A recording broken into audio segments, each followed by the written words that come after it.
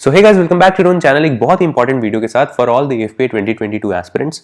तो इस वीडियो में हम बात करेंगे कैसे हमारे पास ये जो 4 दिन बचे हैं, Wednesday, Thursday, Friday, Saturday, written exam से पहले हम कैसे इन दिनों को इफेक्टिवली और एफिशिएंटली यूटिलाइज कर सकते हैं to boost our written exam score.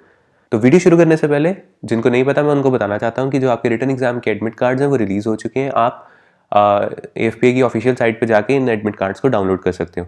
अगर इन केस आपको ये डाउनलोड लिंक नहीं मिलता तो मैं डिस्क्रिप्शन बॉक्स में भी आपको ये सारे लिंक्स दे दूंगा, आप डिस्क्रिप्शन बॉक्स से भी एक्सेस कर सकते हो इन सारे लिंक्स को। अब हम वीडियो के मेन टॉपिक भी वापस आते हैं। तो इन 4 दिनों में जो आपके मोस्ट यूजफुल रिसोर्स होंगे, जो आपका रिटन एग्जाम के स्कोर को बहुत ज़्यादा बूस्ट कर देंगे, वो है डेफिनेटली आपके सैम्पल क्वेश्चन पेपर्स, या जिन्हें हम प्रीवियस ईयर पेपर्स भी कहते हैं। आपको जैसे पता होगा आपके सीबीएसई और या आईसीएसई एग्जाम्स में भी हम प्रीवियस ईयर को बहुत ज़्यादा वेटेज देते हैं, वैसे ही सिमिलर केस है इस रिटन एग्जाम में भी। प्रीवियस ईयर पेपर्स को सॉल्व करने की जो स्ट्रैटेजी है वो आपके सीनियर्स ने भी फॉलो की है, and I would also strongly recommend you all to solve these question papers as well. अब आप इस क्वेश्चन पेपर्स को एक्सेस कैसे कर सकते हो? सिमिलरली आपको जो एएफपीए की ऑफिशियल वेबसाइट है उस पर जाना होगा, आप यहाँ एडमिशन प्रोसीजर पे जाओगे और सैम्पल क्वेश्चन पेपर्स आपको मिल जाएंगे। तो जैसे अब आपके पास 4 दिन बचे हैं, वेडनेसडे, थर्सडे, फ्राइडे, सैटरडे, मैं आपको सजेस्ट करता हूँ कि आप एटलीस्ट एक दिन में 2 पेपर तो जरूर सॉल्व करें, क्योंकि हमारे पास ये टोटल 10 क्वेश्चन पेपर्स हैं और हमारे पास दिन जो है वो 4 ही बचे हैं। तो मैं आपको सजेस्ट करूंगा कि आप एक दिन में एटलीस्ट 2 पेपर सॉल्व करें। अगर आप एट मैक्स जा सकते हैं तो येस, आप 3 पेपर्स भी एक दिन में सॉल्व कर सकते हैं।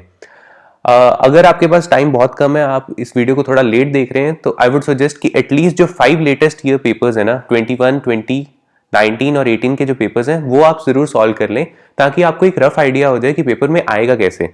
एक और बात, जो आपके जो प्रीवियस ईयर क्वेश्चन पेपर्स हैं, इन्हें सॉल्व करने का इंपॉर्टेंस इसलिए भी है क्योंकि जो आपके अपकमिंग पेपर्स भी होते हैं ना, वो भी मोर और लेस सिमिलर पैटर्न पे होते हैं और सिमिलर क्वेश्चंस भी आस्क किए जाते हैं आपके अपकमिंग एग्जाम्स में। तो अगर आप प्रीवियस ईयर पेपर सॉल्व कर दोगे तो आपको पता होगा कि हाँ यार, ये वाले एग्जाम टाइप के क्वेश्चंस आते हैं और मुझे इन पे ज़्यादा फोकस करना चाहिए।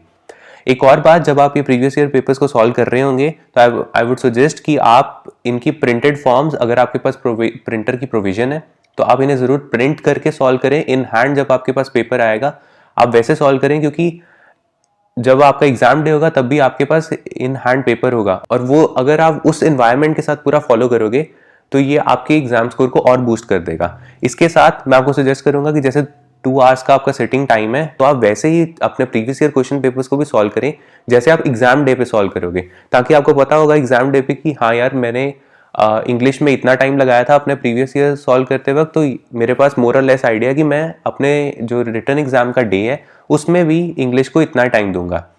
ऐसे ही आपको एग्जाम टेम्परामेंट और टाइम मैनेजमेंट की भी स्ट्रैटेजीज आप प्रीवियस ईयर सॉल्व करते करते बना लोगे। इसके साथ यार एक और इम्पॉर्टेंट पॉइंट, जैसे आपको पता होगा कि इस साल इंग्लिश और मैथमेटिक्स के साथ आपका जो रिटर्न एग्जाम आएगा उसमें सोशल स्टडीज सब्जेक्ट भी इंक्लूडेड है। तो इस साल हम एक्सपेक्ट कर सकते हैं कि जो सोशल स्टडीज का लेवल होगा वो इजी टू मॉडरेट होगा, क्योंकि ये जो सोशल स्टडीज सब्जेक्ट का इंक्लूड करने का पार्ट है वो उनके लिए भी नया और आपके लिए तो बहुत ज़्यादा ही न्यू है। तो इस साल हम एक्सपेक्ट कर सकते हैं कि आपको इजी टू मॉडरेट क्वेश्चंस आएंगे, ज़्यादा डिफिकल्ट क्वेश्चंस आपसे बिल्कुल भी आस्क नहीं किए जाएंगे, और एक्सपेक्टेड है कि इसकी वेटेज भी थोड़ी कम होगी। ऑफकोर्स मैथ्स की वेटेज तो आपकी बहुत ज़्यादा होगी, इंग्लिश की भी बिल्कुल वेटेज होगी, और सोशल स्टडीज सब्जेक्ट की भी हम वेटेज इंक्लूड करेंगे, पर इतनी ज़्यादा वेटेज नहीं होगी सोशल स्टडीज पोर्शन की। इससे बिल्कुल अलग भी हो सकता है, तो इसलिए हमें प्रिपेयर होना पड़ेगा और सोशल स्टडीज सब्जेक्ट को भी इक्वल ही इंपॉर्टेंस देनी पड़ेगी इंग्लिश और मैथमेटिक्स के साथ। जो आपका सोशल स्टडीज का सिलेबस होगा वो बिल्कुल ही इस ब्रोशर के अकॉर्डिंग क्लास 10 सीबीएसई स्टैंडर्ड पे बेस्ड होगा, तो आप इससे ज़्यादा डिफिकल्ट हायर क्लासेस के क्वेश्चन बिल्कुल नहीं एक्सपेक्ट करोगे। अब इसके बाद हम आते हैं कि हमारे पास और कौन से सोर्सेज हैं जिनसे हम एग्जाम के लिए प्रिपेयर कर सकते हैं। तो सबसे पहले तो मैं आपको रिकमेंड करूंगा कि आप ये प्रीवियस ईयर क्वेश्चन पेपर जरूर सॉल्व करें। अगर इन केस आपने ये previous year question papers already solve कर लिए हुए हैं पर उनको बहुत ज़्यादा टाइम हो गया, जैसे 10-15 दिन हो गए हैं, तो मैं आपको फिर से सजेस्ट करूंगा कि आप इन्हें एक और बार रिवाइज करें और बिल्कुल ही वैसे एग्जाम पैटर्न की तरह इन्हें अटेम्प्ट करें, ताकि आपके और ज़्यादा कंसेप्ट स्ट्रेंथन हो सके। आपको क्या करना चाहिए, आपको ये क्वेश्चन पेपर सॉल्व करना चाहिए, उसके बाद अपने मिस्टेक्स को एनालाइज करके जो कंसेप्ट्स आपको लगते हैं कि इनमें रिवीजन रिक्वायर्ड है उन्हें रिवाइज करना चाहिए। अब हम बात करते हैं कि हमें बुक्स कौन सी फॉलो करनी चाहिए। तो एज सच मैं आपको इस स्टेज पे रिकमेंड करूंगा कि बिल्कुल भी कोई भी बुक बाय ना करो। आपके पास जो बुक्स हैं जो आपके एक्वेंटेंस में है, जिनसे आप फेमिलियर हो, बस उन्हीं को फॉलो करें इस मोमेंट पे। अब हम बात करते हैं कि कैसे हम सब्जेक्ट वाइज एग्जाम के लिए प्रिपेयर कर सकते हैं, कैसे हम इंग्लिश, मैथमेटिक्स, सोशल स्टडीज को सब्जेक्ट वाइज प्रिपेयर कर सकते हैं इन 4 दिनों में। तो इसमें मैं आपको एक बहुत ही इंपॉर्टेंट एडवाइस दूंगा कि कोई भी टॉपिक अगर आपके लिए नया है तो आप उसे बिल्कुल भी ट्राई करने की कोशिश ना करें, ना ही उसे पढ़ें, क्योंकि ये इन इटसेल्फ आपको और ज़्यादा स्ट्रेस आउट कर देगा और ज़्यादा डिप्रेस कर देगा। तो मैं आपको सजेस्ट करता हूं कि जो आपको टॉपिक्स आते हैं, जो आपने पहले के पढ़े हुए हैं, आप उन्हें ही इन 4 दिनों में रिवाइज करें, कॉन्स्टेंटली रिवाइज करी जाए और उन्हें ही अपने कंसेप्ट को स्ट्रेंथन करें। इंग्लिश में मैं आपको रिकमेंड करूंगा कि जैसे जो टेंसेज और ग्रामर पोर्शन जो होता है उसका बहुत मोस्ट इंपॉर्टेंट पार्ट होता है आपके रिटन एग्जाम का, आप उस पर फोकस करें। थोड़े थोड़े प्रैक्टिस प्रॉब्लम्स आप रोज रोज सॉल्व करते जाएं, apart from solving your previous year question paper. ज़्यादा क्वेश्चन नहीं सॉल्व करने, क्योंकि आपको प्रीवियस ईयर क्वेश्चन में ही बहुत सारे क्वेश्चन इंग्लिश के मिल जाएंगे इस पैटर्न पे बेस्ड। मैथ्स में आपको मैं वही रिकमेंड, मैथ्स और सोशल स्टडीज में मैं आपको वही रिकमेंड करूंगा कि कोई भी नया टॉपिक बिल्कुल भी ना शुरू करें अनलेस एंड अनटिल आपको लगता है कि हाँ ये टॉपिक जनरली बहुत छोटा है और मैं इसे 2-3 दिनों में प्रिपेयर कर सकता हूँ और उसकी वेटेज भी है कुछ खास आपके रिटन एग्जाम में, तभी आप उसको फॉलो करें। एल्स आपको बिल्कुल भी नए टॉपिक को उठाने की ज़रूरत नहीं है। इसके साथ अगर आपको कोई और एडवाइस चाहिए रिगार्डिंग एग्जाम्स और उसकी बहुत सारे इंपॉर्टेंट टिप्स एंड ट्रिक्स, आप कैसे अपने रिटन एग्जाम को और ज़्यादा बूस्ट कर सकते हो, कैसे स्कोर्स को बूस्ट कर सकते हो, तो आप हमारी क्रैक AFPA सीरीज़ की प्लेलिस्ट है उसे एक्सेस कर सकते हो। आपको इसका लिंक भी डिस्क्रिप्शन बॉक्स में मिल जाएगा। इस प्लेलिस्ट में आपकी 17 वीडियोज़ हैं टोटल। तो आप रिटन एग्जाम के रिस्पेक्ट में बहुत ज़्यादा हमने इंपॉर्टेंट वीडियोज़ इसमें इंक्लूड की गई हैं।